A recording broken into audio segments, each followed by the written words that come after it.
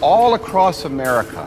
What's underground that you can't see, the infrastructure of our water and sewers and stormwater, is crumbling. Now, this sinkhole may represent a much larger problem for Twin Cities, but there was no way I was going to climb down the sinkhole to inspect it. So I decided to take my friend Chad and try to find out what's going on under the city.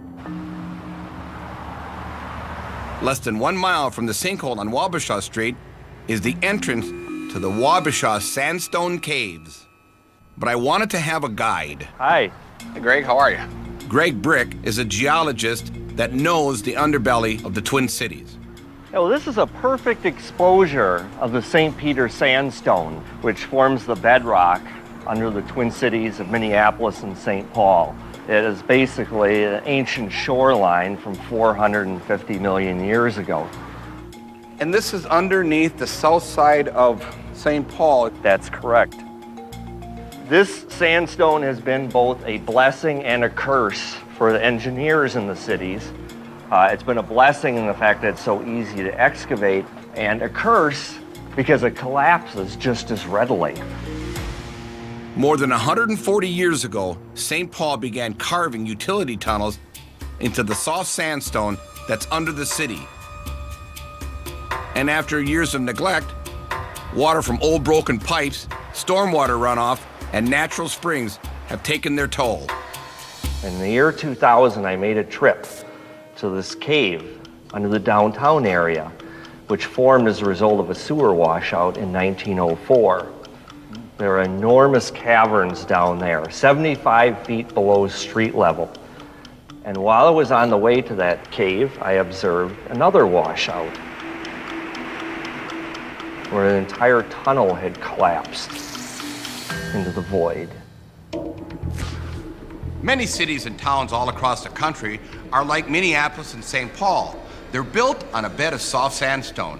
And when that sandstone comes in contact with water, things crumble. So when a water line breaks, you're talking about a big, expensive problem. Look at this. This is not just condensation, this is actually moisture, it's water. And it's got to be coming from the surface because that's the natural place. Water is going to run downhill and not uphill. And you can probably pull that off. And see, the water gets in there, and water by itself, that's what happens when water and sand mix. See that? I can take that apart. Look at that. With my own fingers. Very, very dangerous.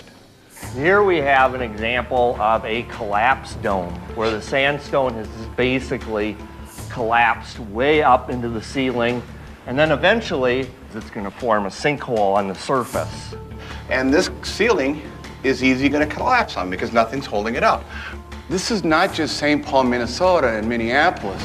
St. Louis, Pittsburgh, Los Angeles. There's literally hundreds of communities in the United States of America that have tunnels under their cities that are in dire straits of failure. And nobody wants to spend the money to fix it because they're mostly out of sight.